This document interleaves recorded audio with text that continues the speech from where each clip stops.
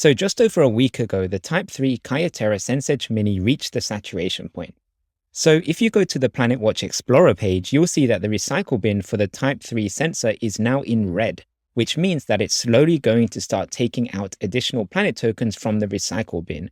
Now, if you're wondering what is the saturation point and how does this affect your PlanetWatch earnings, I recommend you watch my full video on the PlanetWatch saturation point and how it all works. I'll include a link in the description if you're interested in checking that out. But for now, I'll just give you a quick overview of how it works. So in short, PlanetWatch has a budget of planet tokens that is rewarded to people who have devices that share air quality data with PlanetWatch. These planet tokens can then later be exchanged to the currency of your choice. However, they only have a limited budget of how many planet tokens they can distribute each day.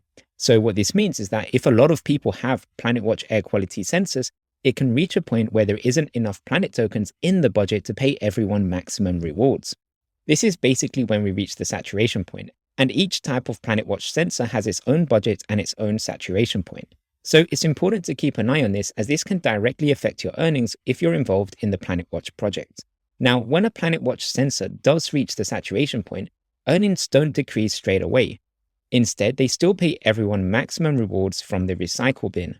But eventually, the recycle bin will empty and it can only be topped up again when PlanetWatch sell air quality data.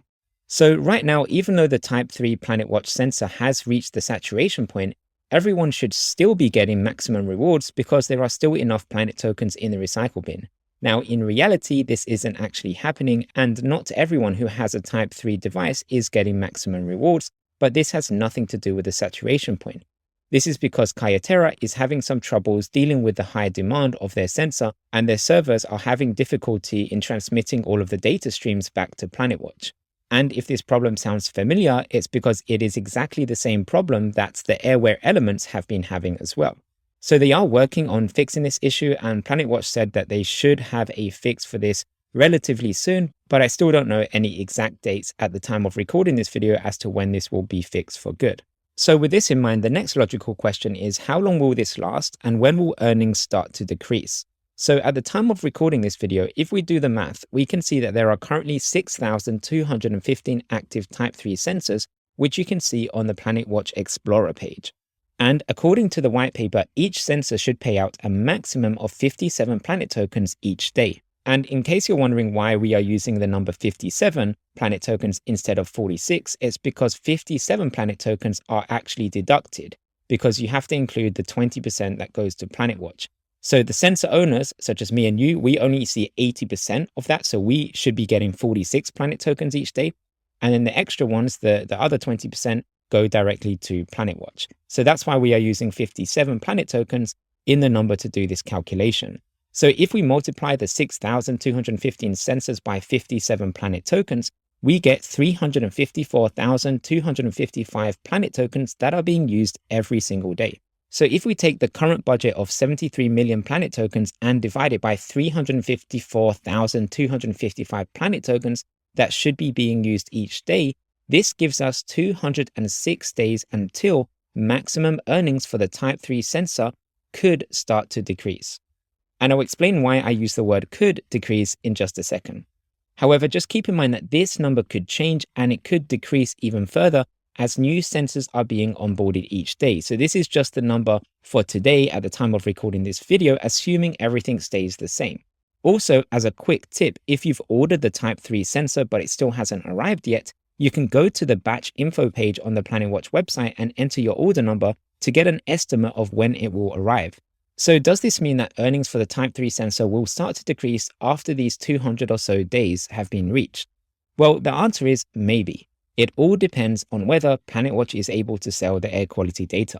Fortunately, the CEO of PlanetWatch said in a November Ask Me Anything video on YouTube that the data for the Type 3 sensor is a lot more valuable than they originally anticipated. So that's actually why in December of last year, they proposed the change of increasing the daily earnings for the Type 3 sensor from 30 planet tokens each day to 46 planet tokens each day.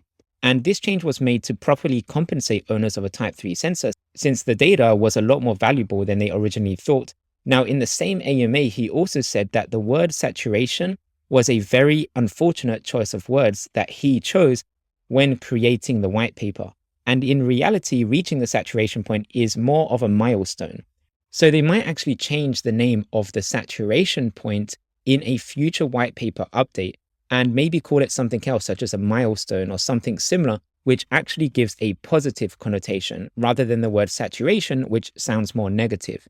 Either way, PlanetWatch need to reach the saturation point so that they are more likely to sell the air quality data.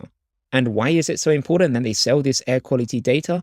Well, remember, every single type of PlanetWatch sensor will eventually reach the saturation point and earnings will start to decrease. It's only a matter of time.